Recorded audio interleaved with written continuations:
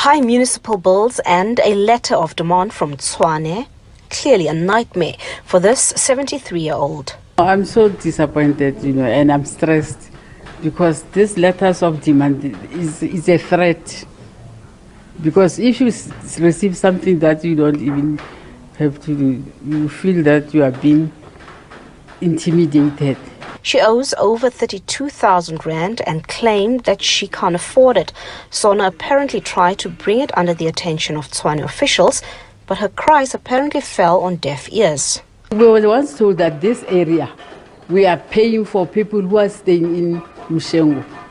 We are paying for their rents. They are taking some of our money to pay for those people. And those people, they don't pay rates and taxes. They don't pay anything.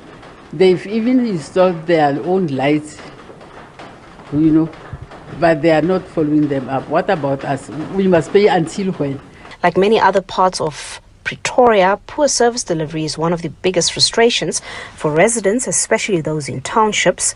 Many here say the exorbitant bills that they are expected to pay to Tshwane doesn't match the poor services they receive. Most people are not working and they are billed highly. Some are pensioners, of which there are estimated bills they need to pay. And the city now is wanting people to make arrangements on the estimated bills. We don't receive rent receipts. That's number one. Always when you go to municipality, their machines are broken, there's no ink, things like that. And now, service delivery, and again, refuse. If you can look here, today is the 12th of January. Nothing has been done. The civic organization LASCA wants residents to take a stand and not pay bills if they are estimated or services don't improve. With the state of inferior services in some parts of the capital city, some residents support the boycott to not pay for services. I would support boycott of services in South Africa. Yes, definitely. Yeah. They don't listen to you. You can speak to them. They don't worry. You mean nothing to them. The city of Tshwane took a swipe at the president of LASCA for lobbying communities not to pay their bills. Mahlangu has been on a crusade for a prolonged period, calling for members of his organization to consume municipal services such as water and electricity and not pay for it.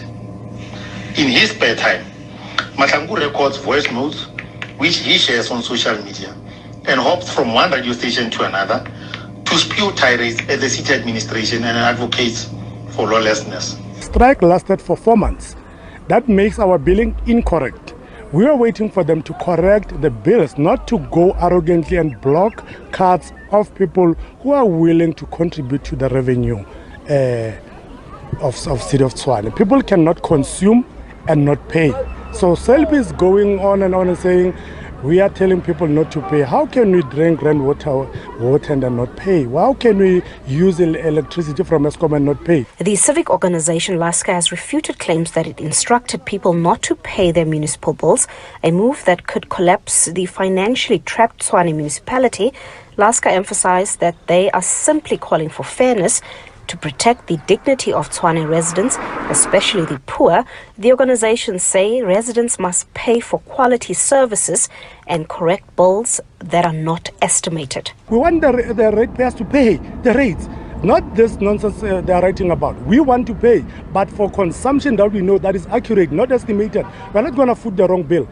10 billion has been stolen. That matter has been swept under the carpet.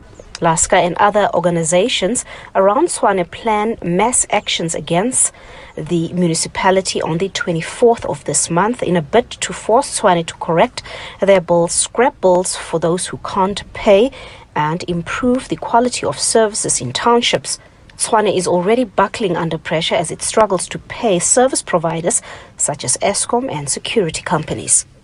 Patricia Fasage, SABC News in Pretoria.